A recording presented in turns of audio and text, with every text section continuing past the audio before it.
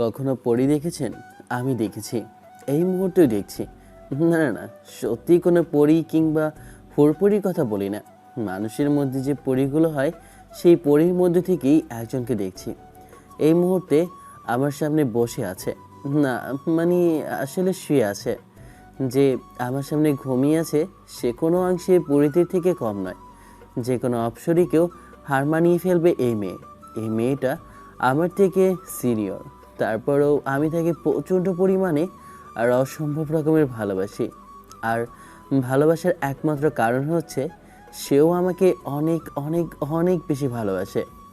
ঈশানের সাথে দেখা হয়েছিল পরীর আরও 2 মাস আগে। সেদিন যখনই ঈশান পরীকে দেখেছিল, তখন মেয়েটা একটা বাজে আর অপ্রীতিকর পরিস্থিতির মধ্যে ছিল।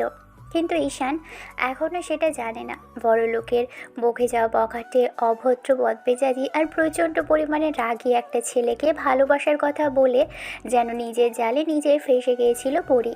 কলেজে আসার পর পরী ভাবতেও পারেনি যে ঈশান কলেজে সেই রাগী আর বদমেজাজি ছেলেটা, যে কোনো অন্যায় কিংবা অত্যাচার সহ্য করতে পারে না আর প্রেম ভালোবাসার দিক থেকে সব সময় দূরেই থাকতো, সেই ছেলেটাকে প্রপোজ করবে আর তারপর সেই ছেলেটা ওর পিছনে পড়ে যাবে।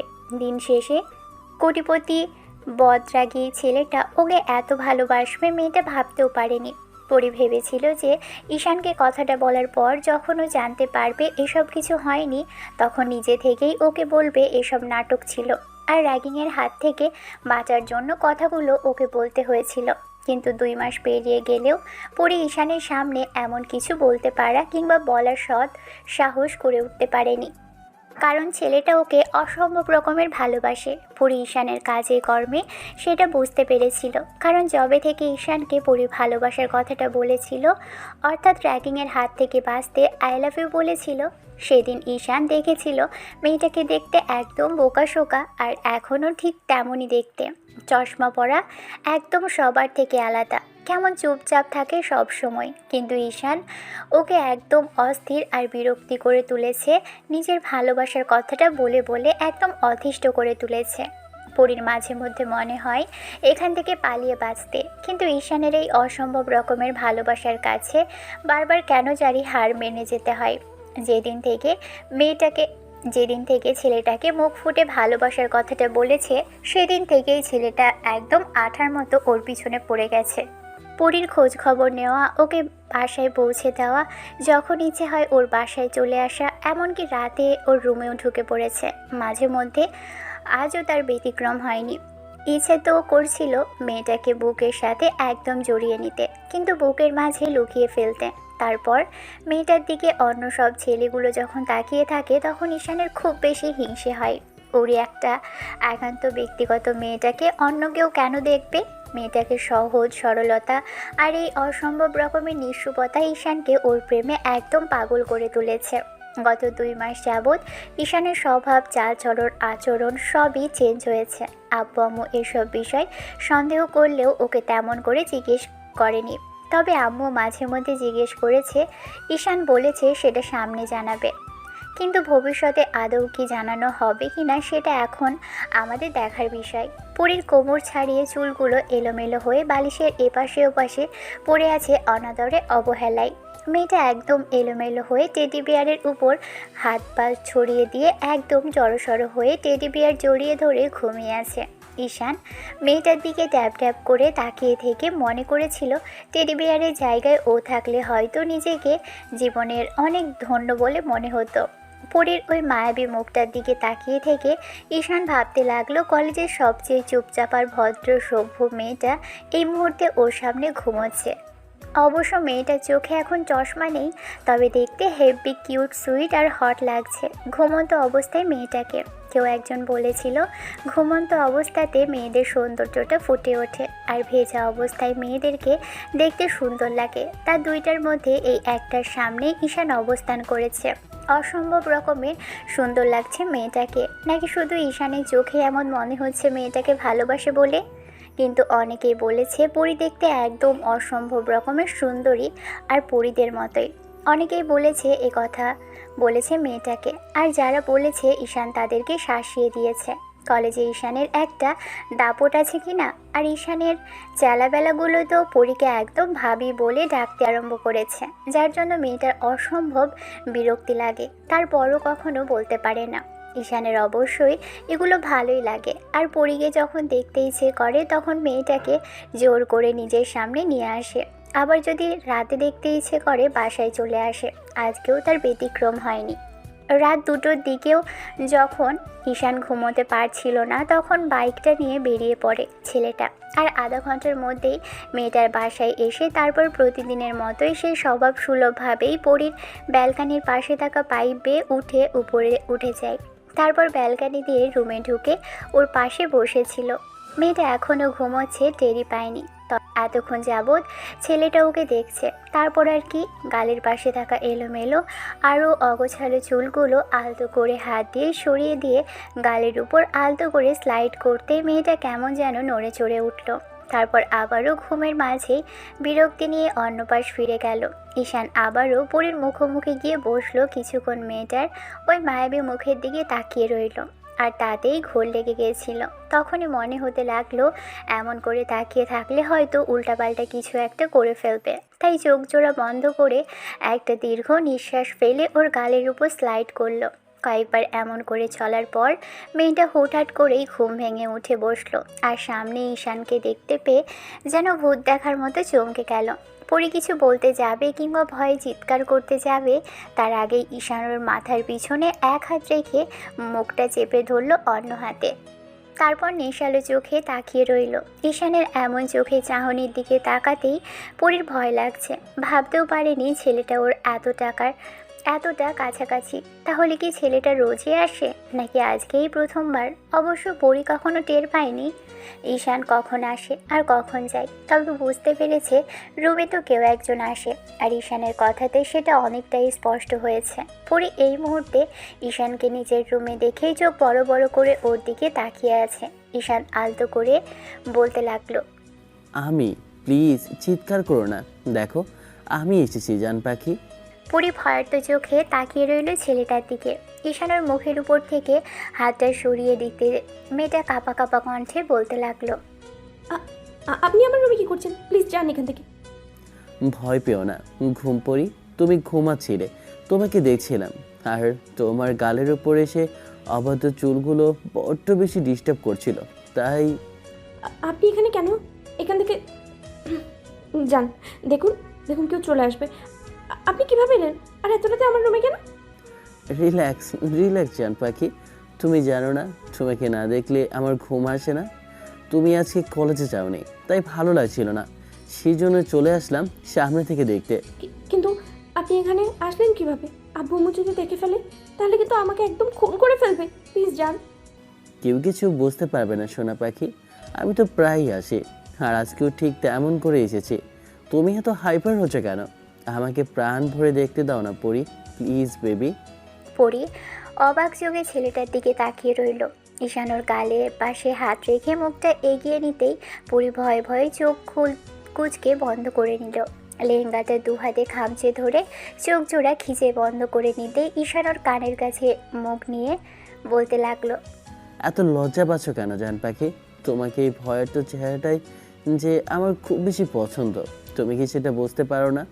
এরকম লজ্জা ভরা চোখে আমার দিকে তাকিও না সোনা, আমার কিন্তু কন্ট্রোললেস হয়ে যেতে ইচ্ছে করছে। এমন করে ভয় পেও না সোনা, আমি তোমার সাথে কিছুই করব না। ঈশান কথাটা বলতেই পরী আলতো করে চোখ জোড়া যখনই খুলে সাথে সাথে ঈশান ওর গায়ে টুস করে চুমু খেয়ে নিল। তারপর মেয়েটা বড় বড় চোখ করে তাকাতে ঈশান গভীরভাবে ওর কপালে একটা চুমু খেয়ে আলতো করে বুকের মাঝে জড়িয়ে ধরল। তারপর ওর মাথায় হাত বুলিয়ে দিয়ে বলতে লাগলো, ঘুম পড়ি, চলো না বিয়ে করে ফেলি। আমার না আর ভালো লাগছে না তোমাকে ছাড়া থাকতে। তোমার ওই টেডি বিয়ারের জায়গাটা আমার খুব বেশি নিতে ইচ্ছে করে জান পাখি। তুমি যখনই আমাকে ঠিক ওই রকম করে জড়িয়ে ধরে শোবে, তখন আমার বুকের ছটফটানিটা বন্ধ হবে। পরী নিজেকে ছাড়ানোর চেষ্টা করে বলতে লাগলো, আপনি আমাকে ছেড়ে দিন প্লিজ। দেখুন দেখুন এখানে যদি কেউ আমাদের দেখে ফেলে তাহলে অনেক বড় ঝামেলা হয়ে যাবে। এরকম করে আপনি আর আসবেন না আমার কাছে। আমি বুঝতে পারছি এর আগেও আপনি এসেছিলেন, তাই না? বসতে যখন পারছো তাহলে এত ভয় কেন পাচ্ছ? আমি তো এসেছি, অন্য কেউ তো আর আসেনি। তাছাড়া এত ভয় পেলে কিন্তু আমি অন্য কিছু করে ফেলবো জান পাখি। পরি জোর করে নিজেকে ছাড়িয়ে নিল। তারপর ঈশানের সামনে দুহাত জোর করে বলতে লাগলো, আমার অনেক ভয় লাগছে, আপনি প্লিজ এখান থেকে চলে যান না।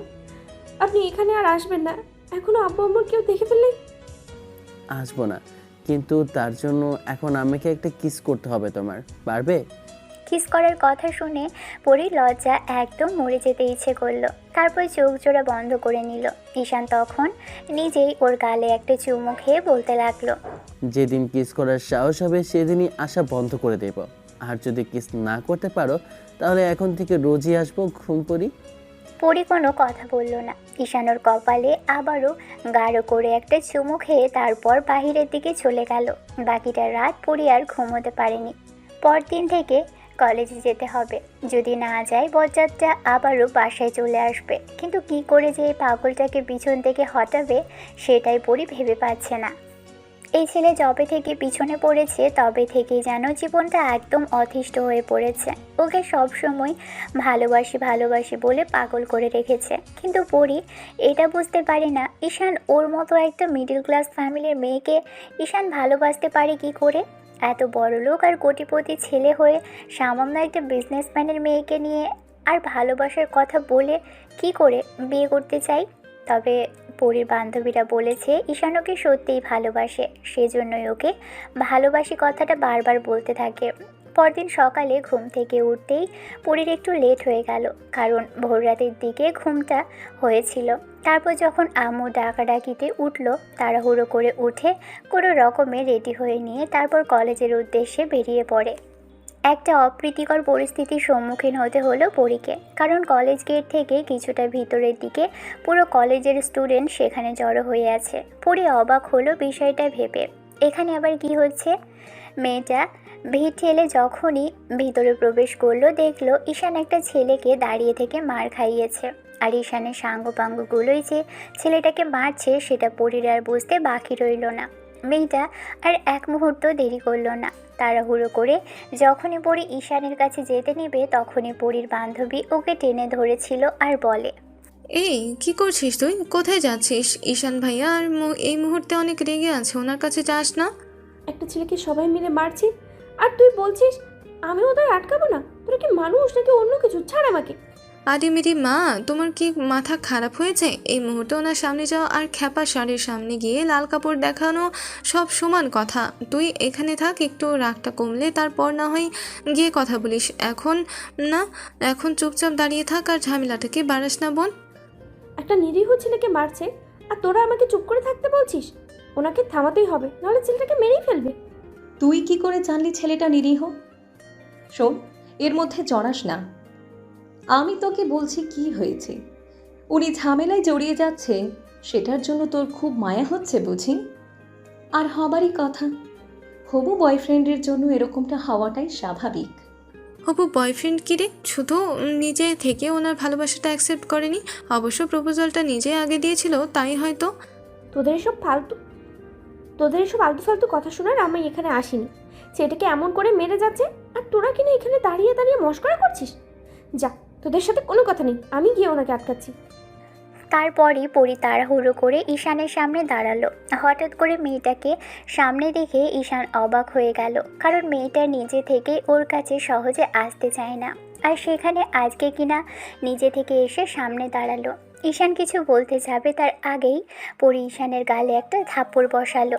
পরির এমন কর্মকাণ্ডে ঈশান অবাক চোখে মেয়েটার দিকে তাকালো। পরি রাগী আর লাল চোখে ওর দিকে তাকিয়ে রইল। রাগলে পরির গালগুলো লাল হয়ে যায়। এই মুহূর্তে ঈশান সেটা বুঝতে পারছে। পরির জায়গায় অন্য কেউ থাকলে হয়তো এই মুহূর্তে ঈশান তার অবস্থা খারাপ করে ফেলতো।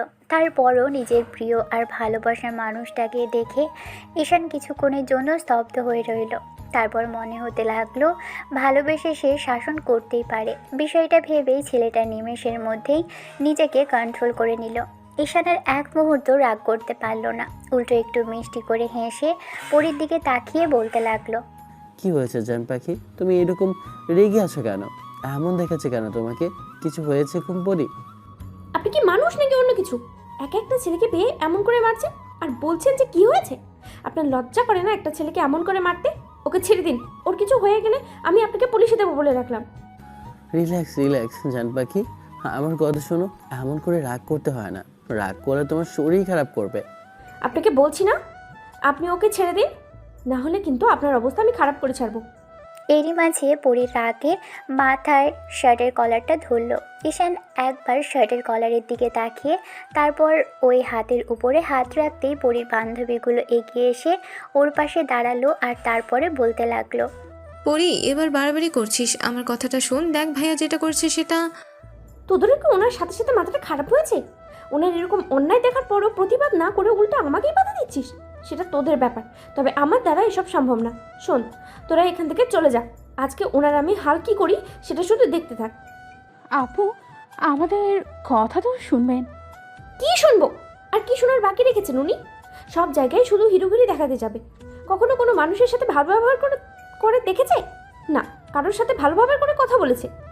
অন্যদিকে ঈশান মুচকি মুচকি হাসতে লাগলো। এরই মাঝে পরীর একটা বান্ধবী জোর করে ওর হাতটা ছাড়িয়ে নিল, তারপর মেয়েটার দিকে ফিরে বলতে লাগলো, কি হয়েছে আগে ওর কাছ থেকে শোন। এরকম নাটক না করে অন্তত শুনতে তো আগে পারিস যে কি হয়েছে। সেটা না করে নিজের মতোই বকবক করে যাচ্ছিস। সব কিছু শোনার পর তুই নিজেই এই ছেলেটাকে হাত পা বেঁধে তারপর পেটাবি। এখন কথা না বলে কি হয়েছে সেটা শোন। কি হয়েছে? আপু, আমার কথাটা শুনুন। আসলে ছেলেটা কয়েকদিন যাবতই আমাকে ডিস্টার্ব করছিল। বাসায় যাওয়ার সময় আর আসার সময় প্রতিনিয়তই আমাকে ডিস্টার্ব করতে থাকে। আমি ওকে বারণ করার পরও শুনিনি। আমি ঈশান ভাইয়ের কথা বললে ও বাজেভাবে গালিগালাজ করেছে। বলেছে ও নাকি ঈশান ভাইয়াকে ভয় পায় না। তাই আজকেও আসার সময় আমার গায়ে যখন হাত তুললো, আমার ওনা ধরে টানলো। তারপরই আমি আর উপায় না পেয়ে ওকে ঈশানের ভাইয়ার কথাটা বলেছিলাম। তখন আবারও গালিগালাজ করে। আমি কলেজে এসেই ভাইয়ার কথাটা বলে দিলে তারপর ভাইয়া ওকে ধরে আনে আর তারপরেই। মেয়েটার এমন ধারা কথা শুনে পরি চুপচাপ হয়ে গেল। অন্যদিকে ঈশান হাতের ইশারা করতেই মেয়েটাও চুপ হয়ে গেল আর ঈশান বলতে লাগলো, এরপর থেকে যদি তোকে এই কলেজের আশেপাশেও দেখি তাহলে তোকে একদম টানে মেরে ফেলবো। আর আপনারা এখানে কি নাটক দেখছেন? এক্ষুনি এখান থেকে দূর হন। যদি আর 1 মিনিট এখানে দাঁড়িয়ে থাকেন তাহলে আপনাদের অবস্থাও এর মতোই হবে। পরীর বান্ধবীরা বুঝতে পারলো ঈশান রেগে গিয়েছে, তাই জোর করে পরীকে ধরে সেখান থেকে নিয়ে গেল। ওরা সব ক্যান্টিনে চলে এসেছে। কিছুক্ষণ চুপ করে সবাই পরীর মুখের দিকে তাকিয়ে রইল। অন্যদিকে পরী মুখে হাত দিয়ে বসে আছে। এই মুহূর্তে বড্ড বেশি কিউট লাগছে মেয়েটাকে। ঈশানুকে এই অবস্থাতে দেখলে হয়তো টুস করে কতগুলি চুমু খেয়ে নিত, তার হিসেব নেই। আপনাদের হয়তো জানতে ইচ্ছে করছে সেদিন ঈশানের সাথে কি হয়েছিল যার জন্য পরীর পিছনে পড়ে গেল। তাহলে শুনুন। ঈশান অনার্স 2nd ইয়ারে পড়ালেখা করলেও পরী 3rd ইয়ারের স্টুডেন্ট। মেয়েটা এখানে ট্রান্সফার নিয়ে এসেছিল। অবশ্য ওর আব্বু ছোটোখাটো একটা বিজনেস, সেই জন্য মাঝে মধ্যে ভদ্রলোকে এলাকা পরিবর্তন করতে হয়। এবার নিয়ে 2বার তাই করতে হলো। পরী ছোট থাকতে 1বার করতে হয়েছিল আর এবার নিয়ে 2য় বার। পরীর অবশ্য এতে কোনো বিরূপ প্রতিক্রিয়া নেই, তবে নতুন নতুন শহরে গিয়ে নতুন নতুন জায়গায় ওর বেশ ভালোই লাগে। এই শহরে আসার পর থেকে পরী আব্বুর সাথে একবার এসেছিল শুধু অ্যাডমিশন নেওয়ার জন্য, কিন্তু আগে কখনো এই কলেজে আসা হয়নি। আব্বু শুধু ভর্তি করিয়ে দিয়ে গিয়েছিল। ট্রান্সফার নিয়ে এসেছে, তাই তেমন কোনো সমস্যাই হয়নি। প্রথম দিন কলেজে আসার পর সেদিন যখন কলেজের সামনে এক গাদা ছেলেকে দাঁড়িয়ে থাকতে দেখে, তখন পরী ছেলেগুলোকে এড়িয়ে যাওয়ার চেষ্টা করলো, কিন্তু তাতে কাজ হলো না। ছেলেগুলো ওকে ডেকে দাঁড় করায় আর তারপর বলে কান ধরে উঠবস করতে। সবার সামনে কান ধরে উঠবস করলে মান সম্মানের ফালুদা হবে, তাই বলেছিল অন্য কোনো শাস্তি দিতে। তখন ছেলেগুলো পরীকে বলেছিল তাকে জড়িয়ে ধরে কিস করতে, সেটাও করতে পারেনি। তারপর অনেক রিকোয়েস্ট আর আকুতি মিনতি করার পর ওরা পরীকে বলে কলেজে যে প্রথম প্রবেশ করবে তাকে যেন আই লাভ ইউ বলে। এরকম কথা শুনে পরী ভেবেছিল অন্তত মান সম্মানটা এই মুহূর্তে বাঁচানো দরকার, তাই আর উপায় না পেয়ে কলেজের গেটের সামনে দাঁড়িয়েছিল। তারপর যখন বাইক নিয়ে কলেজে ঈশান প্রবেশ করলো, তখনই মেয়েটা ওকে ইশারায় দাঁড়াতে বললে ঈশান দাঁড়ালো।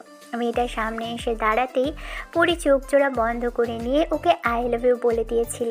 তারপর কিছুক্ষণ যাবতই ঈশান রেসপন্সহীনভাবে পরির দিকেই তাকিয়েছিল। পরি চোখ খুলে ছেলেটাকে ড্যাব ড্যাব করে তাকিয়ে থাকতে দেখে দৌড়ে সেখান থেকে পালিয়েছিল।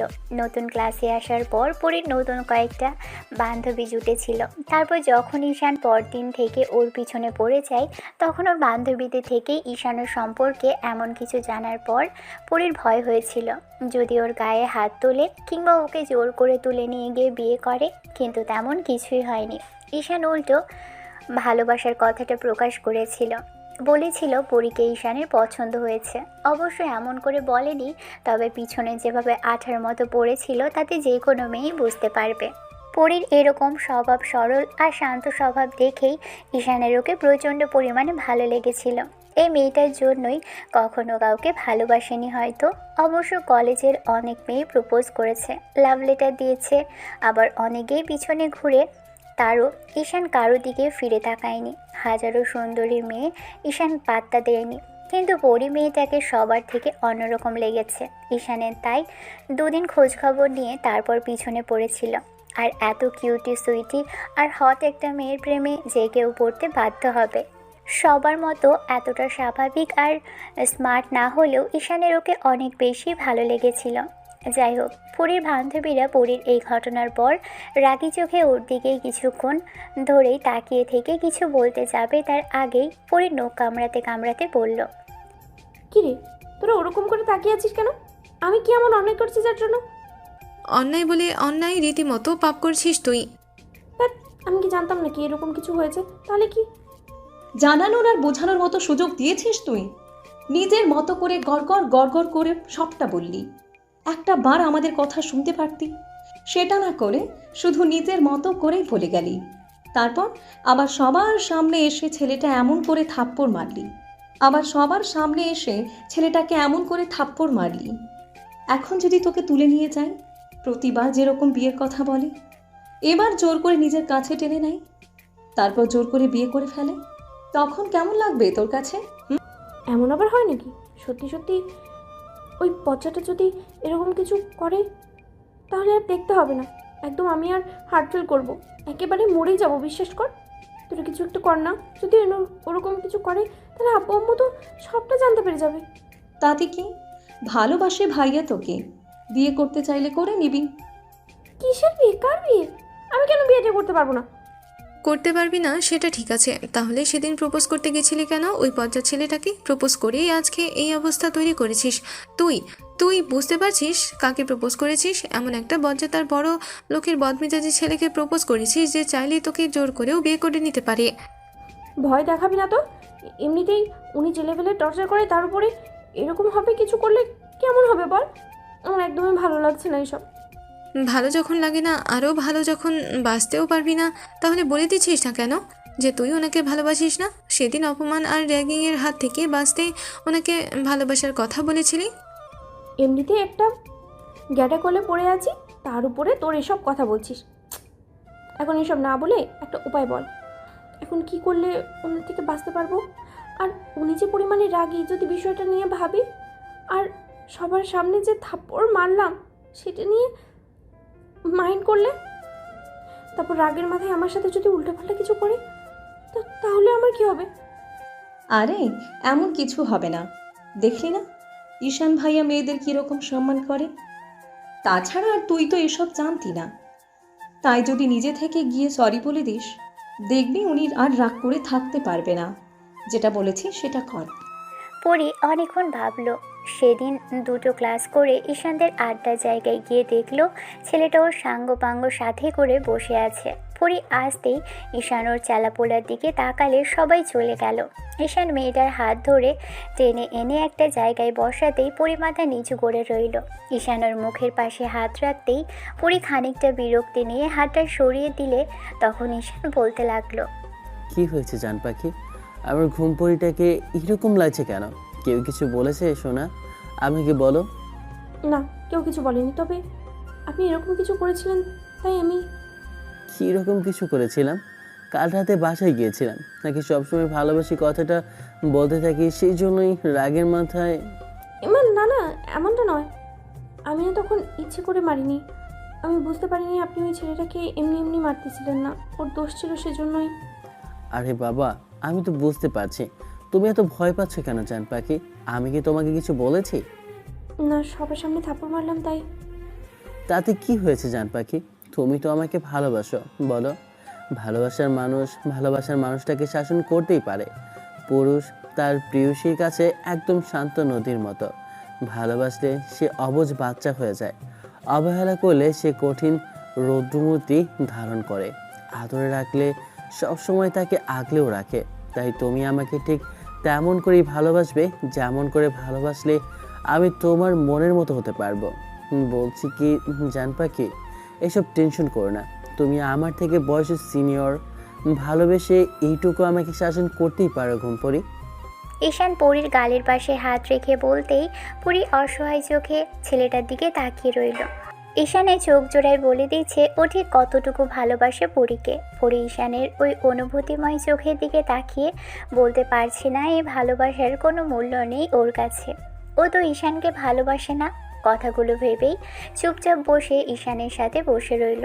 পরদিন ঈশান যখন কলেজে এসে দেখলো আশেপাশে যে যার মতো ব্যস্ত, তখন পরীকে খোঁজার জন্য ছেলেটা ওর ক্লাসের দিকে যেতে লাগলো। ঈশান ওর সাঙ্গপাঙ্গগুলোকে নিয়ে সেদিন দেখা যাচ্ছে।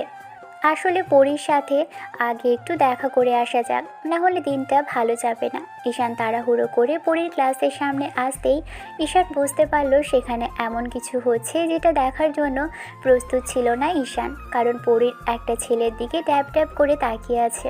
অবশ্য এরকমটা হওয়ারই কথা, কারণ তোমার ছেলেটা ওর কোমর জড়িয়ে ধরে রেখেছে, হয়তো পড়ে যাচ্ছিল তখনই আটকে দিয়েছে। ওদের এরকম করে থাকতে দেখে এবার ঈশান পাশে দাঁড়িয়ে একটা হুঙ্কার দিয়ে উঠতেই ছেলেটা তাড়াহুড়ো করে ওকে ছেড়ে দিল। ঈশান ছেলেটার দিকে রাগি চোখে তাকাতেই পরি কিছু বলতে যাবে তার আগেই ঈশান ওকে একটা থাপ্পড় মারলো আর শার্টের কলার ধরে বলতে লাগলো, তোর সাহস হলো কি করে আমার কলিজার গায়ে হাত দেওয়ার? তোর সাহস দেখে আমি অবাক হয়ে যাচ্ছি। তুই কি জানিস না ও আমার একমাত্র আর একান্ত ব্যক্তিগত ভালোবাসা? তারপরে তোর সাহস কি করে হলো ওর দিকে চোখ তুলে তাকানোর? ঈশান পরীকে কিছু বলার সুযোগই দিচ্ছিল না।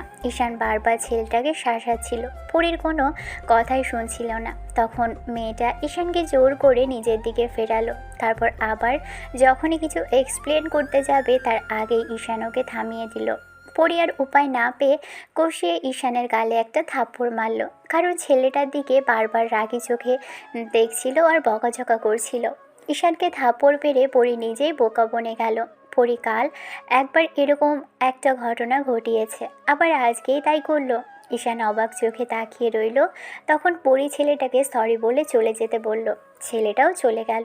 ঈশান কিছু বলার আগেই পরী রাগি চোখে তাকিয়ে থেকে বলতে আরম্ভ করলো, সব সময় আপনি সবার শুধু গায়ে হাত তুলতে পারেন, কোনো সমস্যার সমাধান করতে জানেন না। আপনি জানেন কি হয়েছে? কিছু জানেন? সব জায়গায় খালি আপনি নিজের জোর খাটাতে জানেন। আজকে ছেলেটা আমাকে পড়ে যাওয়ার হাত থেকে বাঁচিয়েছে। আমি না দেখে হাঁটছিলাম, তখন ওর সাথে ধাক্কা লাগে, আর পড়ে যেতে নিলেই ও আমাকে আটকে দেয়। ক্লাসের সবার সামনে পড়ে গেলে আমি কতটা লজ্জা পেতাম আপনি বুঝতে পারছেন?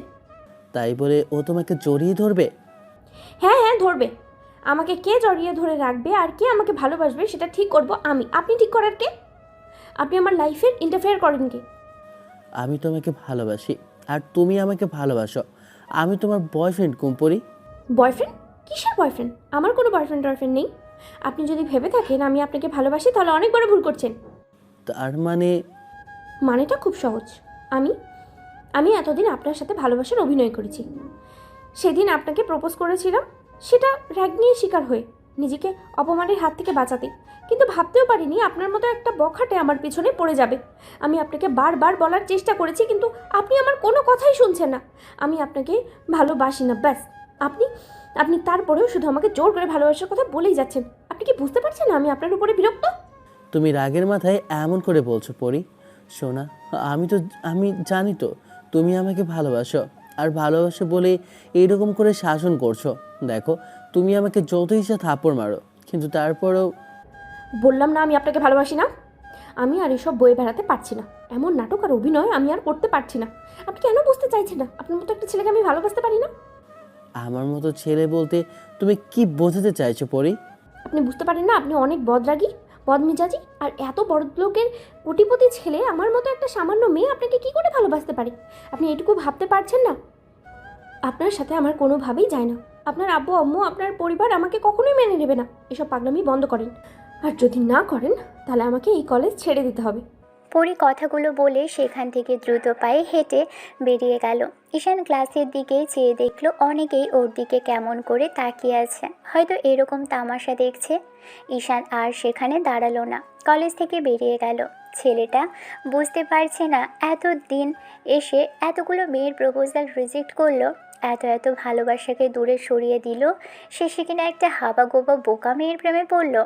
আর আজকে সে নিজের আসল রূপটা দেখিয়ে দিল, নিজেকে নাকি র্যাগিংয়ের হাত থেকে বাঁচাতে আর সবার সামনে অপমানিত হতো সেটা থেকে রক্ষা করতেই এরকম একটা কাজ করেছে।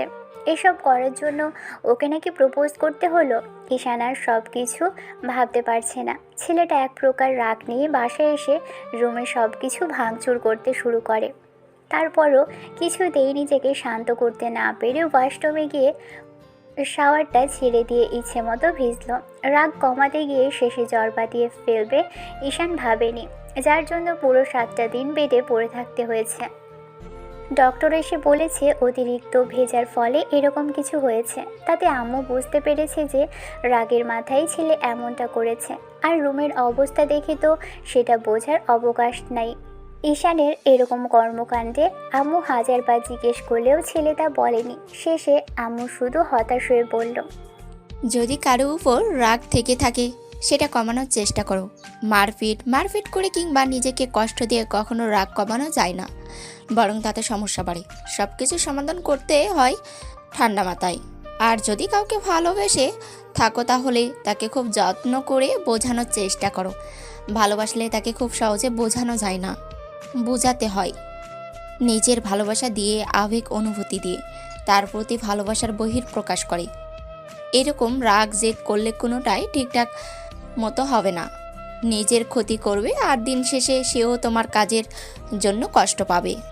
8ম দিনের মাথায় ঈশান জোর করেই কলেজে আসে। কলেজে যাওয়ার আগে ঈশান ফ্রেন্ডদের ফোন করে জানালো কি করতে হবে। ওরা কলেজে এসে দেখলো ঈশান আগে থেকেই বসে আছে। তারপর ওদের কিছুক্ষণ বকাঝকা করতেই সবগুলো চুপ করে রইল। ঘণ্টাখানেক পরের ঘটনা, পুরি কলেজে ক্লাসে বসেছিল, এরই মাঝে একটা ছেলে এসে বলতে আরম্ভ করলো, আপু, আপনাকে একটা ভাই ডাকছে। পরি অবাক হলো, কারণ 7টা দিনে ঈশান ওকে ডাকেনি। তাহলে কি ছেলেটাকে ভুলে গেল? এই বিষয়টা নিয়েও ভেবেছে পরি। ঈশান আজও কলেজে আসেনি সেটা পরি জানে, কারণ পরি ক্লাসের বেল দেওয়ার কয়েক মিনিট আগেই ক্লাসে ঢুকেছে। তাই ঈশানের বিষয়টাও খেয়ালও করেনি। আর ঈশান কলেজে এসেছে সেটা বুঝতে পারেনি। তারপর যখন জানতে পারলো যে ঈশান কলেজে এসেছে, তখন পরি ওই ছেলেটার কথা মতো কলেজের পিছন দিকটায় চলে আসলো। আর এসে দেখলো ঈশানের মতো কেউ একজন দাঁড়িয়ে আছে। পরি প্রথমে যেতে না চাইলেও পরবর্তীতে মনে হতে লাগলো যে অন্তত আর যাই হোক ছেলেটার সাথে একটাবার কথা বলা উচিত।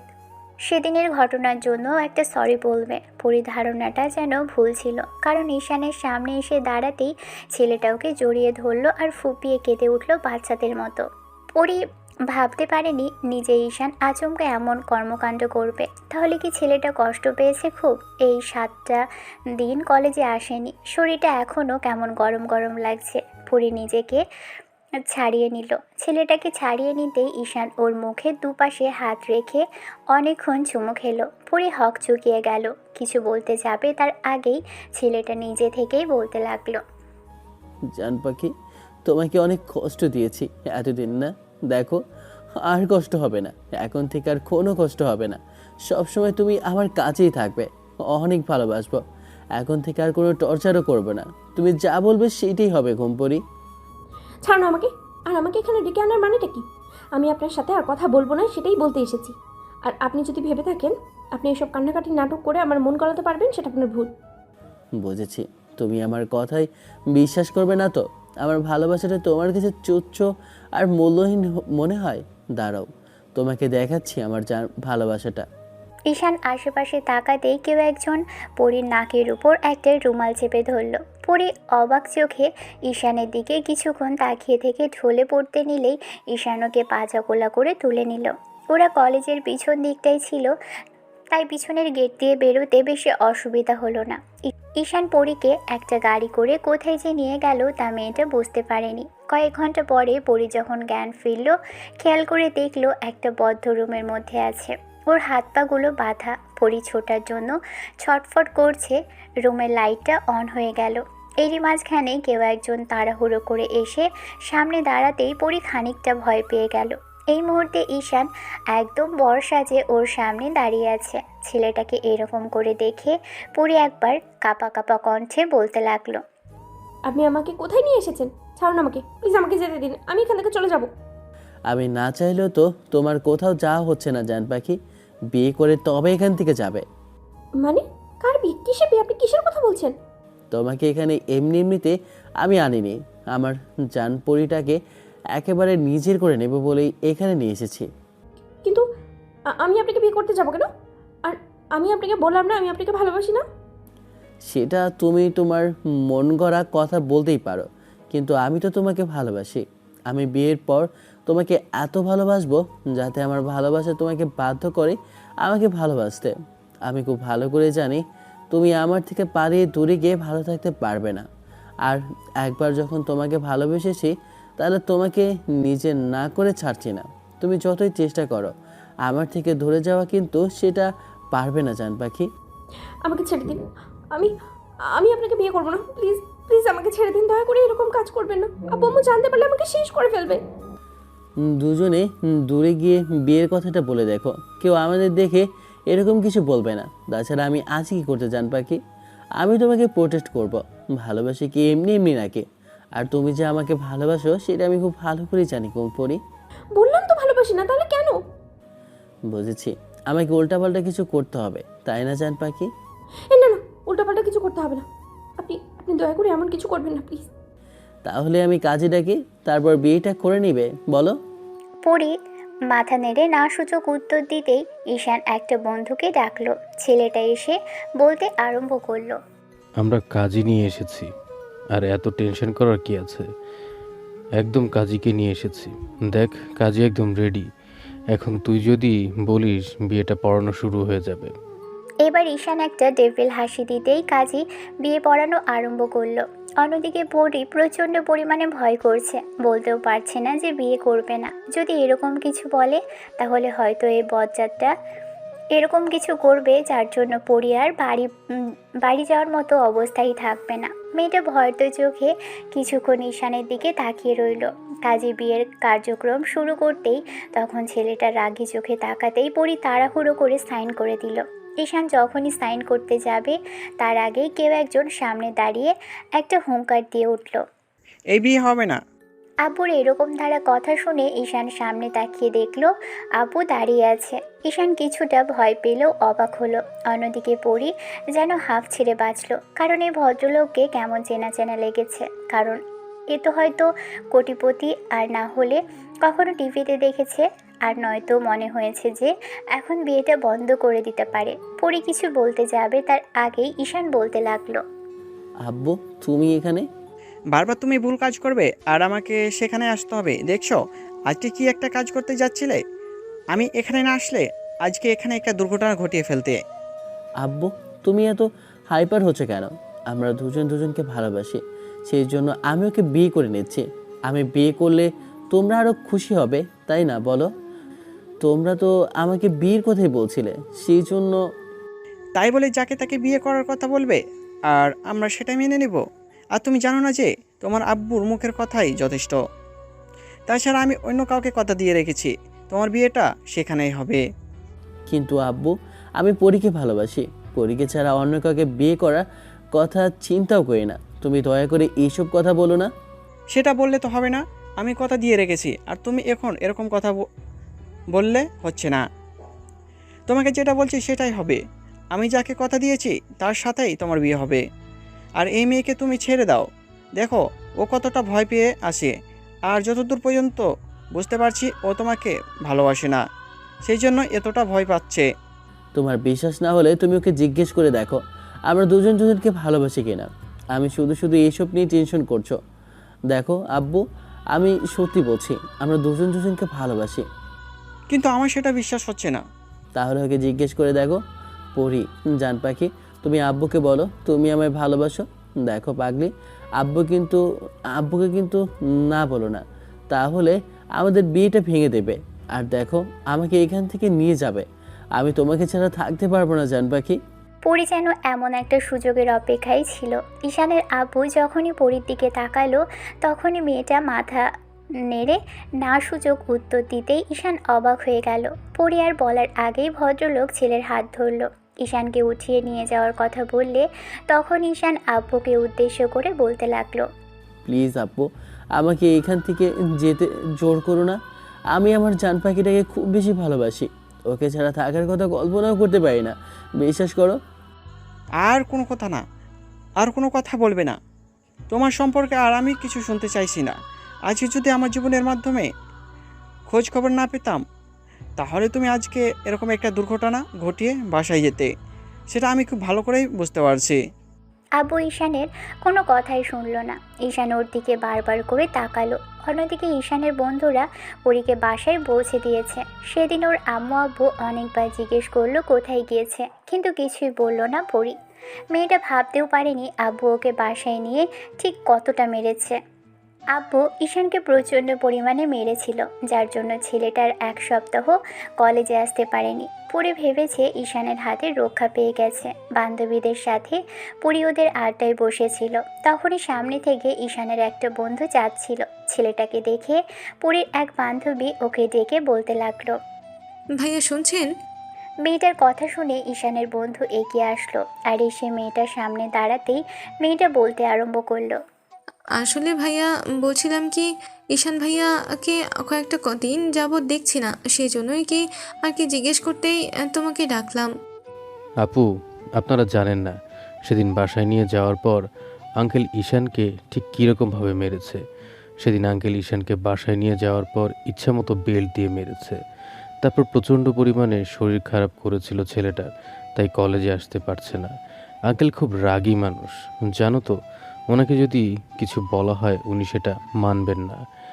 একবার যেটা বলবে সেটাই নিজের ইচ্ছা মতো করেই ছাড়বে। সেদিন যখন পরিয়াপু বারবার মানা করলো যে উনি ঈশানকে ভালোবাসে না, তখন আঙ্কেল জোর করে বাসায় নিয়ে গেল ঈশানকে। জানি না কীভাবে কি খোঁজ খবর পেয়েছিল, তবে এখানে এসে তো ঈশানকে জোর করে বাসায় নিয়ে গিয়ে ইচ্ছে মতো মেরেছে। তারপর থেকে ঈশানের শরীরটা খারাপ হয়ে গিয়েছিল। আম্মু অনেক কান্নাকাটি করলো, তারপরেও বলেই যাচ্ছে পরিয়াপুকে ভালোবাসে। কি একটা পাগলামি করেছে দেখুন। এত ভালোবাসার পরও উনি তো বুঝতেই পারলেন না। এত ভালোবাসার কথা আগে কাউকে বলতেও দেখিনি। আর যদি আপনারা ভালোবাসার নাই হতো তাহলে সেদিন কেনই বা ওনাকে এরকম করে ভালোবাসার কথা বলতে গিয়েছিল জানি না। তবে আপনার বান্ধবীকে বলে দেবেন যে ঈশানের যে মেয়ের সাথে বিয়ে ঠিক করেছে সেই মেয়েকে ও বিয়ে করে নিবে বলেছে। আর করবে নাই বা কেন বলুন? এত মার, এত আঘাত কিভাবে সহ্য করতে পারে? আর আপনার বান্ধবী তো আর কম কিছু করলো না, সামান্য নিজেকে অপমান আর র্যাগিংয়ের হাত থেকে বাঁচানোতে ভালোবাসার নাম নিয়ে এরকম একটা মিথ্যা নাটক করলো। তারপর ছেলেটা আজ অবধি কোনো মেয়ের জন্য পাগলামি করেনি, কিন্তু পরিয়াপুকে ভালোবেসেই এত বেশি পাগলামি করেছে। আসলে সত্যিকারে ভালোবাসা বলতে যে কিছু হয় না, ঈশানকে হয়তো সেটা আপনাদের বান্ধবী বুঝিয়ে দিয়েছে। ছেলেটা পরিদের থেকে কিছুটা দূরে দাঁড়িয়ে কথাগুলো বলছিল, যার জন্য পরি কথাগুলো স্পষ্ট শুনতে পারল। কিছুক্ষণ যাবৎ ছেলেটা কথাগুলো বলে তারপর চলে যেতেই পরি বান্ধবীরা এসব কথাই কিছুক্ষণ যাবৎ কথাগুলো বলল। আরও 1 সপ্তাহ পরেই ঈশান কলেজে আসলো আর এসে দেখলো পরি মন খারাপ করে বসে আছে। ঈশান আজ আর মেয়েটার সাথে কোনো প্রকার কথা না বলে ওকে এড়িয়ে চলে গেল। এদিকে পরি ভাবছিল সেই দিনের কাজের জন্য ঈশানকে একটাবার সরি বলে দেওয়া উচিত। এমন একটা কাজের জন্য এখন নিজেরই লজ্জা লাগছে খুব। তার উপর সেদিন চাইনি ঈশানকে এরকম করে ভালোবাসার কথাগুলো বলতে। এরকম একটা কাজের জন্য এখন নিজেরই লজ্জা লাগছে ছেলেটির সামনে যেতে। ঈশান সেদিন একটা ক্লাস করে বাইরে এসে কলেজের পিছন দিকটায় বসেছিল। পরি ছেলেটাকে খুঁজে খুঁজে সেখানে চলে আসলো। তারপর এসে যেটা দেখলো সেটার জন্য মেয়েটা মোটেও প্রস্তুত ছিল না। পরি ভাবেনি ঈশান অন্য কারোর সাথে এরকম করে কথা বলবে কিংবা অন্য কারোর সাথে ছেলেটাকে দেখবে, সেটা ভাবেনি।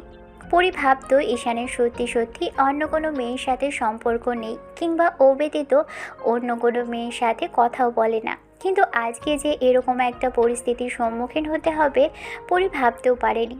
কারণ এই মুহূর্তে ঈশানকে দেখা যাচ্ছে একটা মেয়ের সামনে দাঁড়িয়ে আছে আর কথা বলছে। মেয়েটাকে দেখে মনে হচ্ছে যে ঈশানের গার্লফ্রেন্ড, কিন্তু এমনভাবে কথা বলছে আর এমনভাবে কথা বলতে দেখলেই প্রথমবার পরির মুহূর্তের মধ্যে বুকের ভিতরটা ধক করে উঠল। অনেকক্ষণ যাবৎ দাঁড়িয়ে থেকে ওদের কথা বলা দেখলো। তারপর মেয়েটার কথা বলা শেষ হতেই কলেজের পিছনের দিকটা দিয়ে চলে গেল। ঈশান এবার একটা দীর্ঘ নিঃশ্বাস ফেলে পরির দিকে ফিরল। খেয়াল করলো পরি দাঁড়িয়ে আছে। ঈশান অবাক চোখে কিছু তাকিয়ে থেকে কিছু বলতে যাবে তার আগেই পরি চলে যেতে নিল। ঈশান আজ আর মেয়েটাকে আটকালো না, সেখানেই বসে রইল যেখানে ছেলেটা প্রায়ই বসে থাকে। এবার মেয়েটা কি যেন একটা মনে করে নিজে থেকে এসে ঈশানের পাশে সামনে দাঁড়ালো। ঈশান একবার আর চোখে তাকিয়ে থেকে আবারও চোখ ফিরিয়ে নিল আর পরি বলতে আরম্ভ করলো, মেয়েটা কি ঈশান? এতদিন পরে দুজনের দেখা হলো। ঈশান ভাবলো ওর কথা জিজ্ঞেস করবে, হয়তো বন্ধুদের থেকে জেনেছে ও মার খেয়েছে, কিন্তু মেয়েটা সেটা না করে উল্টো কার সাথে কথা বলল সেটার কথা জিজ্ঞেস করছে। অবশ্যই মেয়েটা ওর সাথে প্রেম করার জন্য আর ভালোবাসার কথাটা 100 বার বলেছে।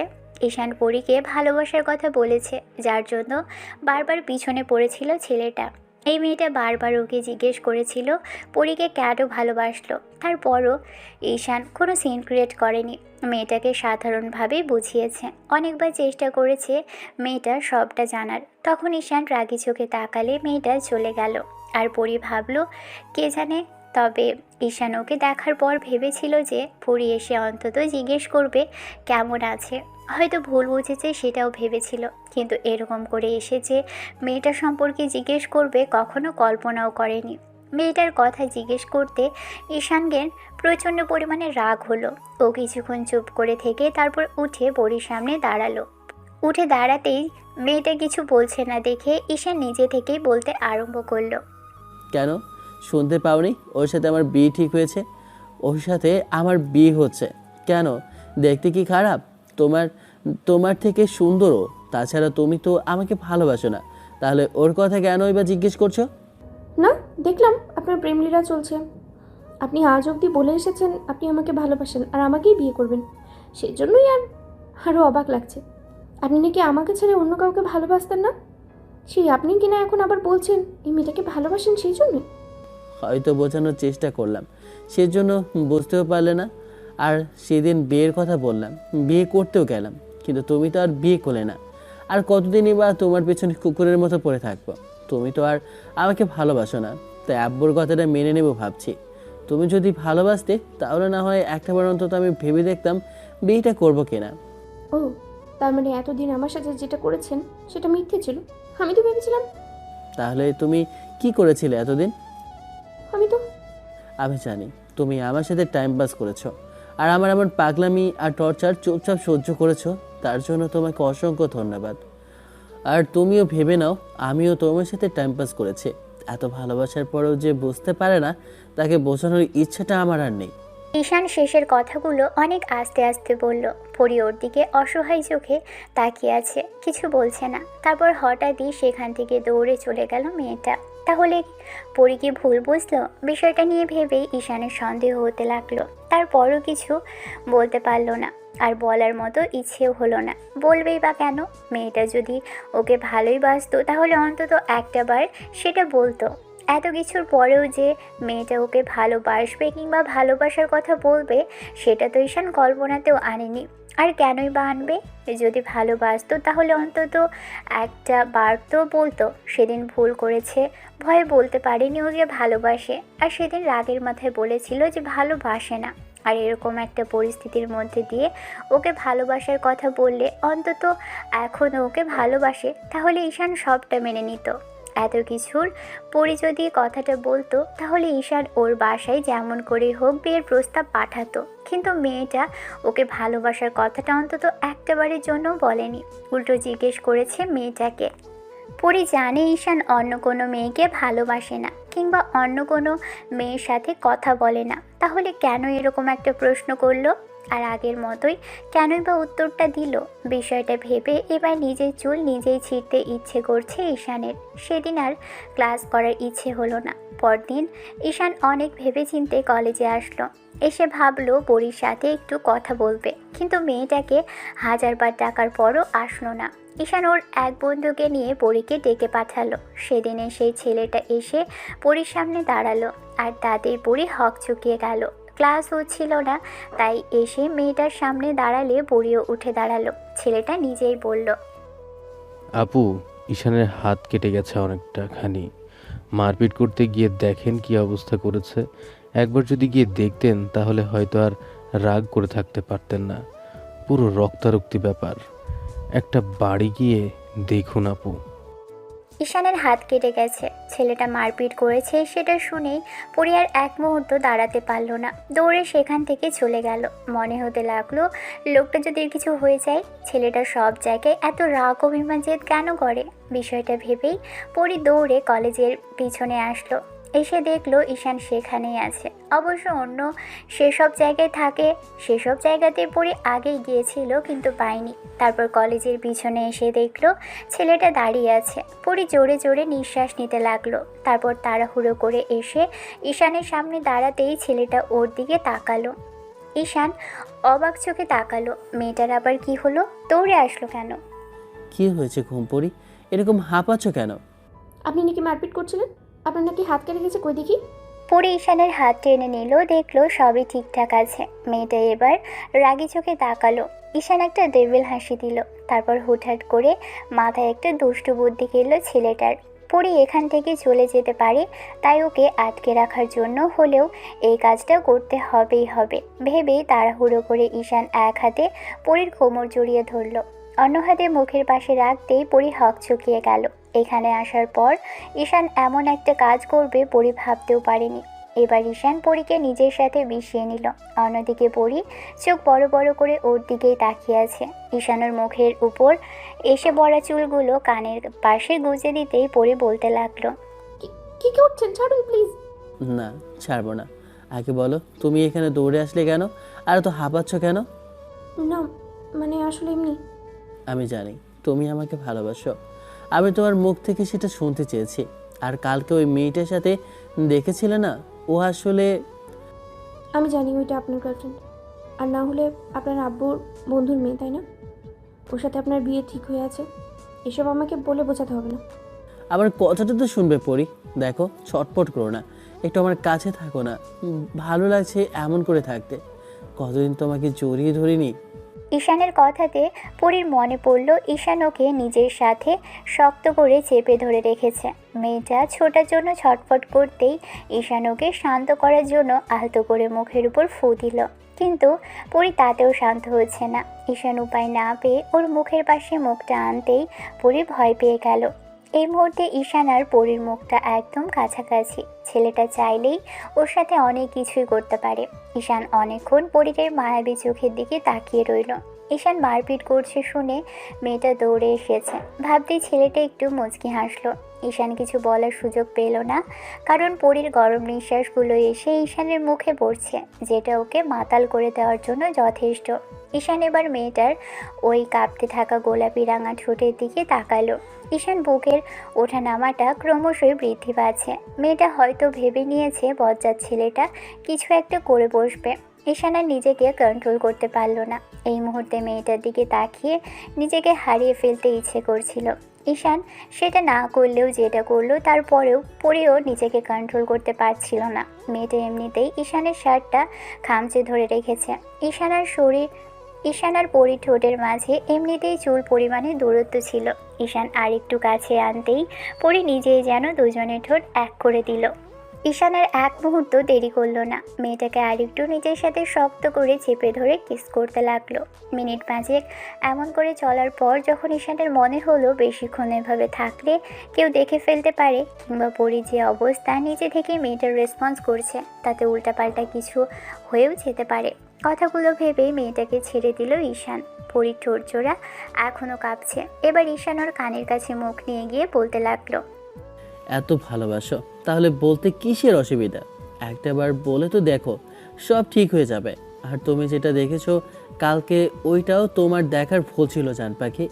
তুমি এসে এতদিন বাদে আমার কথা জিজ্ঞেস না করে উল্টো ওই মেয়েটার কথা জিজ্ঞেস করছিলে, তাই রাগের মাথায় এরকম কিছু বলে ফেলেছে।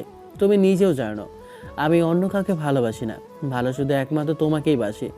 সেজন্য রাগের মাথায় এইরকম একটা কথা বলে ফেলেছি।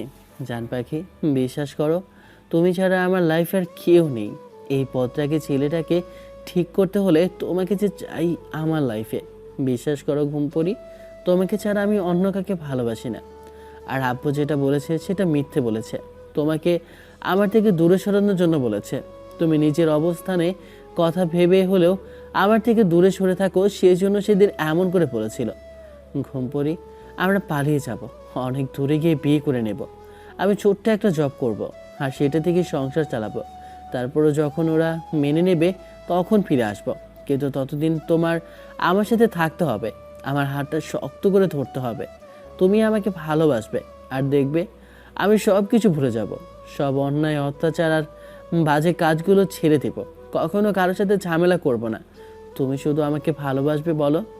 পরি যখন বুঝতে পারলো ঈশান ওকে ছেড়ে দিয়েছে আর ঠোঁটের সাথে ঈশানের ঠোঁট লেগে নেই, তখন পরি মনে হতে লাগলো যে এটাও কি করলো। পরি চোখ খুলে ঈশানকে সামনে দেখে তাড়াহুড়ো করে ছেলেটাকে ধাক্কা মেরে দূরে সরিয়ে দিয়ে বলল, আপনি আর কখনো আমার সামনে আসবেন না।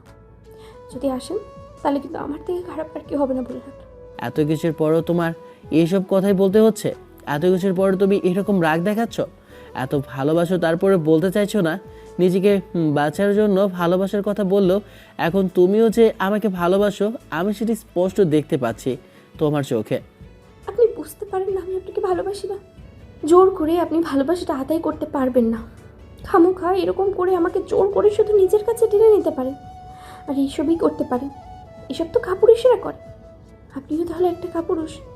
আপনি জোর করে যদি এরকম কিছু চান তাহলে করতে পারেন, কিন্তু আপনার ভালোবাসাটা। ও, তার মানে এত কিছুর পরেও তোমার ভালোবাসাটা আমি পাবো না, তাই তো? তুমি বলতে চাইছো তুমি আমাকে ভালোবাসো না? হ্যাঁ হ্যাঁ, আমি আপনাকে ভালোবাসি না, ঘৃণা করি, আপনাকে অনেক বেশি ঘৃণা করি। সেই দিন ভুলবশত বলে ফেলেছিলাম, আর সেটার ফায়দা নেওয়ার জন্য আপনি জোর করে বারবার আমাকে কাছে টেনে নিয়েছেন। আমি আপনাকে আর দেখতে চাই না চোখের সামনে থেকে, আপনি আমার সামনে থেকে আসবেন না। ঈশানের এবার প্রচণ্ড পরিমাণে রাগ হয়েছে, খুব বেশি বিরক্ত লাগছে। এই মেয়েটা কেন বুঝতে পারে না ওকে কতটা ভালোবাসে? কথাটা ভেবেই একটা দীর্ঘ নিঃশ্বাস ফেলল ঈশান। তারপর পরীর থেকে কিছুটা দূরে গিয়ে আবার পিছন ফিরে বলতে লাগলো, ব্যাস, যেহেতু চাইছো না আমাদের মাঝে রিলেশনটা হোক আর আমি তোমাকে বিয়ে করে নিয়ে ভালো থাকি দুজনে, তাহলে আর কখনো তোমার সামনেও আসবো না। আমি আর নিজে থেকে তোমার সামনে আসবো না। কিন্তু তুমি যদি ভুলেও আমার সামনে আসো, সেদিন কিন্তু জোর করে হলেও তোমাকে বিয়ে করব, বলে দিলাম। আজকেই আমার সাথে তোমার শেষবার দেখা পড়ি, ভালো করে দেখে নাও, কারণ এই বদরাগী ছেলেটা আর তোমার সামনে আসবে না। সেদিনের পর কেটে গেছে পুরো একটা মাস, আর এই একটা মাসে পুরী প্রায় পাগলের মতো হয়ে গিয়েছিল। কারণ যে ছেলে ওকে এত ভালোবাসে, ওকে এত এত ভালোবাসার কথা বলেছে, তাকে কোনো মেয়ের ভালো না বেসে থাকতে পারবে না। তার উপর ঈশান সেদিন যখন এরকম একটা কথা বলল, আর যখন রাগের মাথায় এসব কথা বলল, তারপর থেকে পরি ঈশানের সাথে আর দেখা হচ্ছে না। তাহলে কি ছেলেটা ইচ্ছে করে আসছে না? বান্ধবীরা ওর বিষয়টা বুঝতে পারলে বারবার করে বলে দিয়েছে ঈশানের সাথে যোগাযোগ করতে, কিন্তু পরি নিজে থেকে যোগাযোগ করার চেষ্টা করেনি। আর ঈশানও কলেজে আসেনি। ছেলেটা কোথায় থাকে, কি করে, কখন কি হয় না হয় কিছুই জানে না পরি। দেশে আছে কি না, নাকি দেশের বাইরে চলে গেল, এসব কিছুও জানে না মেয়েটা, আর জানার চেষ্টাও করেনি। অন্যদিকে এই একটা মাসে ঈশা নিজেকে এলোমেলো করে ফেলেছিল। ছেলেটার সব কিছু এলোমেলো আর অগোছালো হয়ে গেছে। কখন কোথায় যায়, কি করে নিজেও জানে না। বখাটিদের মতো চলাফেরা করে, চুল দাড়িগুলো বড় হয়ে গেছে, তার উপর আবার বাসার বাহিরে বেশি থাকে। আব্বু আম্মু বারবার জিজ্ঞেস করলো ঈশান ওদের সবই বলেছিল। আর সব বলার পর যখন আব্বু বলেছিল পরীর আব্বু আম্মুর সাথে কথা বলবে, তখন ঈশান নিজে থেকে বলেছে যে মেয়েটা ওকে চায় না, ওকে ভালোবাসে না, তাই ঈশান চায় না ওকে জোর করে ভালোবাসতে আর কোনো সম্পর্কে আটকে রাখতে। এমন করেই চলছিল দিন। কিন্তু 1 মাসের মাথায় সেদিন বাসায় ফেরার সময় ঈশানের ছোটোখাটো অ্যাক্সিডেন্ট হলো, আর তাতেই আম্মু কান্নাকাটি জুড়ে দিল। ছেলেটার মাথাটা খানিকটা কেটে গেছে আর হাতে কিছুটা ছিলে গেছে, সেজন্য ডক্টর হাতটা ব্যান্ডেজ করে দিয়েছে আর বলে দিয়েছে বেশি নড়াচড়া না করতে। আম্মু ঈশানের বন্ধুদের খবর দিয়েছে, কিংবা ওরা যে আবার পরীকে সবটা বলে দিয়েছে সেটা ঈশান ঘুণাক্ষরেও জানতে পারেনি। ঈশান বেডে আধশোয়া হয়ে বসেছিল আর পাশেই আম্মু বসে বকাঝকা করছিল। আম্মু ছেলেকে বকা দিচ্ছিল আর ফলমূল খাইয়ে দিচ্ছিল। এরই মাঝে কেউ একজন দৌড়ে কেবিনে ঢুকলো আর ঢুকে ঈশানকে এমন অবস্থায় শুয়ে থাকতে দেখে ওর সামনে এসে দাঁড়ালো। ঈশান একবার মেয়েটার দিকে তাকিয়ে তারপর আশেপাশে তাকিয়ে দেখলো দরজার সামনে বন্ধুরা এসে দাঁড়িয়ে আছে। পরীর বান্ধবীরাও এসেছে। ঈশান যখনই কিছু বলতে যাবে তখনই মেহেদি একটা ডেভিল হাসি দিল। ঈশান পরীকে দেখে অবাক হলো, এই মেয়ে এখানে কেন? বিষয়টা বোঝার আগেই মেয়েটা ঝড়ের গতিতে ওর বুকের মাঝে একদম ঝাঁপিয়ে পড়ল। ঈশান অবাক হয়ে গেল। পাশে থেকে আম্মু হতভম্ব হয়ে দেখছে মেয়েটার এমন কর্মকাণ্ড। আম্মু হাঁ করে তাকিয়ে রইল মেয়েটার দিকে। আম্মুর সামনে কিনা এরকম একটা কাজ করবে মেয়েটা ঈশান ভাবেনি। পরী 2 হাতে ঈশানের শার্টের কলারটা খামচে ধরে বুকের মধ্যে ফুপিয়ে উঠল। একটা মাস ওকে দেখতে না পেয়ে মনে হচ্ছিল বুকের ভিতর একদম ভেঙে চুরে যন্ত্রণায় চুরমার হয়ে যাচ্ছে পরীর। কষ্টের কথা না কাউকে বলতে পারছিল আর না কাউকে বোঝাতে পারছিল। কিন্তু আজকে যখন ঈশানের অ্যাক্সিডেন্টের খবর শুনল পরী, ভেবেছিল হয়তো ঈশানের সাথে আর কখনো দেখা হবে না। তারপর যখন নিজে থেকে দৌড়ে আসলো আর এসে দেখলো ছেলেটার এ অবস্থা, তাতেই পরীর বুকের ভিতরটা ধক করে উঠল। ঈশানের চোখ মুখের আগের সেই কিউটনেস আর উজ্জ্বলতা হারিয়েছে। আগের মতো আর সুন্দর নেই, কালো হয়ে গেছে। চোখের নিচে কালো দাগ পড়ে গেছে, চুলগুলো এলোমেলো উস্কো খুস্কো। এমনিতেও ছেলেটা চুল বড় করেই রাখে, তার উপর এরকম একটা অবস্থাতে একদম দেবদাসের মতো লাগছে। পরী আর নিজেকে কন্ট্রোল করতে পারেনি। ওর বুকের মধ্যে মুখ লুকিয়ে ফুপিয়ে ফুপিয়ে কেঁদে উঠেছে। এবার ছেলে খানিকটা লজ্জাতেও পড়ল। পাশে আম্মু বসে আছে। ঈশান আম্মুর দিকে তাকালে ভদ্রমহিলা বলতে আরম্ভ করলো, তুমি না বলতে তোমার কোনো মেয়ের সাথে সম্পর্ক নেই, তাহলে এই মেয়েটাকে? না মানে আসলে আম্মু এটা তোমার বোমা না, আসলে ও পরী। এমনিতেই আম্মুর সামনে মেয়েটা জড়িয়ে ধরে রেখেছে, তাতে লজ্জা লাগছিল। তার উপর মুখ ফসকে এমন একটা কথা বলে আরও লজ্জায় পড়ে গেল। লজ্জায় মরে যেতে ইচ্ছে করছে ঈশানের। আম্মু কথাটা শুনতেই পরী তাড়াহুড়ো করে ঈশানকে ছেড়ে দিল। তারপর লজ্জায় অন্যদিকে মুখ ঘুরিয়ে ফেলল। পরবর্তীতে আবার মনে হলো এখন লজ্জা পেলে চলবে না। পরী এবার ঈশানের পাশে বসে পড়ল। ওর একটা হাত 2 হাতের মুঠোয় নিয়ে চুমু খেলো কিছুক্ষণ, তারপর ফুপিয়ে ফুপিয়ে বলতে লাগলো, আপনি এমন কেন বলেন তো? এত বেখেয়ালি কেন? আপনি বুঝতে পারেন না আপনার কিছু হয়ে গেলে আমার কি হবে? আপনি একটু নিজের খেয়াল রাখেন না। দেখেন কি অবস্থা করেছে। এখন কি করে হাঁটবেন বলেন তো? আর হাতটা কেমন করে ব্যান্ডেজ করে রেখেছে ওরা। আমি তো ভেবেছিলাম বড় কিছু হয়ে গেছে আপনার। তাহলে তো সেটাই ভালো হতো, অন্তত আমার সামনেও আসতে হতো না, আর আমাকে এরকম অসহ্যর মতো সহ্য করতে হতো না, চোখের সামনে থেকে দেখতেও হতো না। পরী আবার জোরে জোরে কান্না করে উঠল। ঈশান নিজের হাতটা ছাড়িয়ে নিয়ে বলতে লাগলো, আম্মু এই মেয়েকে চলে যেতে বলো, আর ওকে বলে দাও আব্বু যার সাথে আমার বিয়ে ঠিক করবে আমি তাকেই বিয়ে করে নেব। আর ও এখানে এসেছে কেন? ওকে চলে যেতে বলো। পরী ঈশানের এমন ধারা কথাতে ফুপিয়ে উঠছে। এবার আম্মু এসে ওর পাশে বসলো। তারপর চোখের পানি মুছে দিয়ে মেয়েটার মাথায় হাত বুলিয়ে দিয়ে বলতে লাগলো, মামনি এত ভালোবাসো আমার ছেলেকে? পরী লজ্জা পেলেও চোখ জোড়া মুছে নেওয়ার চেষ্টা করলে আম্মুর মাথায় হাত বুলিয়ে দিল আর মুচকি হেসে বলতে লাগলো, কি হলো বলো মামনি, আজকে এই মুহূর্তে চুপ করে থাকবে না। আমার এই বকাটে বেয়ারা আর বজ্জাত ছেলেটাকে ভালোবেসে যেরকম সঠিক পথে আর সুন্দর আচরণের মধ্যে নিয়ে এসেছো, সেটা একমাত্র তুমি। আমি জানি তোমার সাথে অনেক অন্যায় অবিচার করেছে, অনেক অত্যাচার করেছে ছেলেটা, কিন্তু দিন শেষে ছেলেটা তোমাকে প্রচণ্ড পরিমাণে ভালোবাসে। তুমি যাকে পাগল ভাবো আর যে তোমার জন্য পাগলামি করে, সেই পাগল ছেলেটা তোমাকে প্রচণ্ড পরিমাণে ভালোবাসে, কিন্তু তুমি সেটা বুঝতে পারো না মামনি। একটা মাসের জন্য ঈশান যতবার তোমার কথা বলেছে ততবারই কান্না করেছে, বলেছে তোমাকে হয়তো ওর কখনো পাওয়া হবে না, এত কিছু পাওয়ার মাঝেও ও তোমাকে পাবে না। এই বিষয়টা ভেবেই কেঁদে ভাসাতো ছেলেটা। আজকে তোমাকে দেখার পর মনে হচ্ছে যে আমার ছেলেটা কেন তোমাকে ভালোবেসেছে। আর আমার ছেলেটার পছন্দ আছে সেটা বলতেই হবে। এরকম একটা মিষ্টি মেয়েকে যে কেউই পছন্দ করবে। এখন আমারও তোমাকে অনেক বেশি ছেলের বউ করে নিতে লোভ হচ্ছে, কিন্তু তুমি কি সেটাতে রাজি হবে মামনি? পরি লজ্জা পেয়ে গেল। আম্মুর থুতনি ধরে উঁচু করতেই পরি বলতে লাগলো, কিন্তু আঙ্কেল এইসব মেনে নেবেন না। আর আন্টি আমার পরিবার। আমি সবার সাথে কথা বলে নিয়েছি। তোমার আব্বু আম্মুর কাছে গিয়েছিলাম, তারও বিয়ের মত দিয়েছে আর বলেছে তুমি রাজি থাকলে সবটা হবে। এখন তুমি যদি রাজি না হও তাহলে জোর করে তো আমরা তোমার সাথে ছেলের বিয়ে দিতে পারবো না মামনি। এরই মাঝে ঈশানের আব্বু আর পরির আব্বু আম্মু ভিতরে ঢুকে পড়ে। লজ্জায় লাল হয়ে গেল মেয়েটা। আর বিয়ের কথা শুনে কিছুক্ষণ চুপ করে রইল পরি। এখনও ঈশানের পাশে বসে আছে মেয়েটা, তবে মুখটা অন্যদিকে ঘুরিয়ে রেখেছে। এরই মাঝখানে ঈশানের বন্ধুরা, পরির বান্ধবীরা এসে ঈশানের সাথে কথা বলল, দেখা করলো, কিন্তু পরি একটা কথাও বলছে না। উল্টো লজ্জায় কেবিন ছেড়ে বেরিয়ে গিয়েছিল। একটা দীর্ঘ নিঃশ্বাস ফেলেছিল ঈশান। ভেবেছিল বাসার সবার কথাতে হয়তো পরি বিয়েতে রাজি হবে, সেটা ভেবেই খারাপ লাগছিল।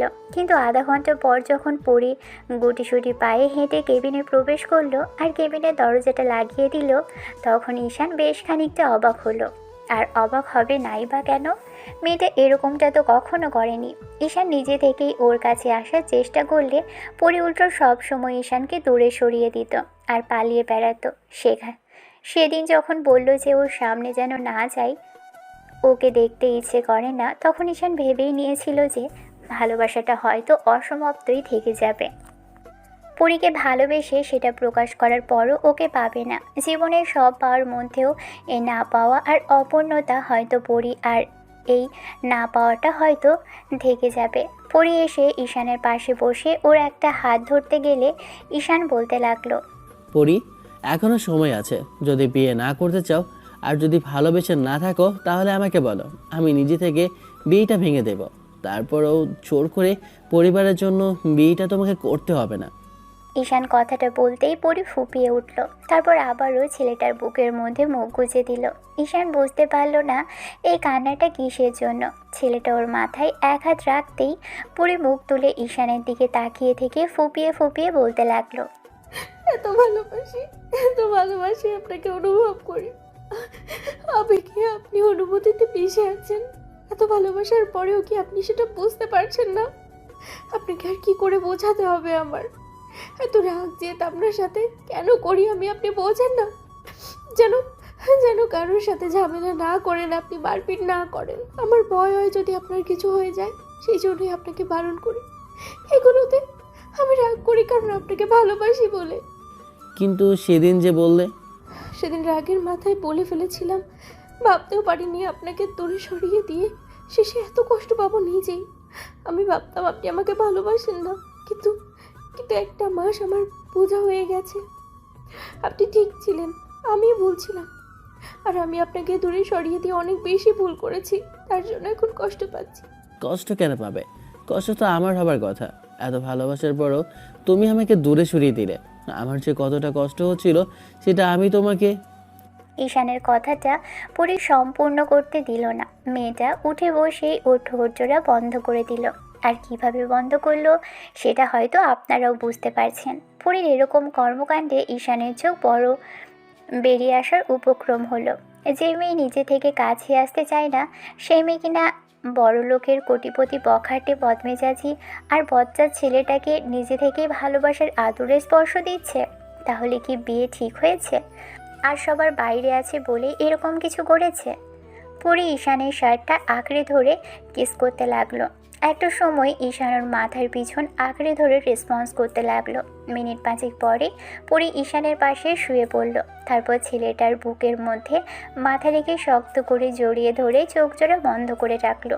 ঈশানের মাথায় হাত ফুলিয়ে দিয়ে বলতে লাগলো, এত ভালোবাসলে কখনো চেপে রাখতে হয় না জান পাখি। ভয় হতো যদি আপনি আমার থেকে দূরে সরে যান, আপনার আব্বু আম্মু যদি আমাকে দূরে সরিয়ে দেয়, তাই কখনো বলতে পারিনি, ভয় লাগতো। এখন ভয় কেটেছে আমার ঘুম পরিটার? পরি মাথাটা নেড়ে আর মুখে শব্দটুকু উচ্চারণ করতেই ঈশান ওর চুলের ভাঁজে চুমু খেলো। ভালো থাকুক ভালোবাসা, দুজনে মিলেমিশে একাকার হয়ে যাক, নতুন জীবনে পা রাখুক ওরা। দেখা হচ্ছে অন্য কোনো দিন অন্য কোনো গল্পে। ততদিন পর্যন্ত সুস্থ থাকবেন, ভালো থাকবেন, আমাদের সাথেই থাকবেন। ধন্যবাদ, আল্লাহ হাফেজ।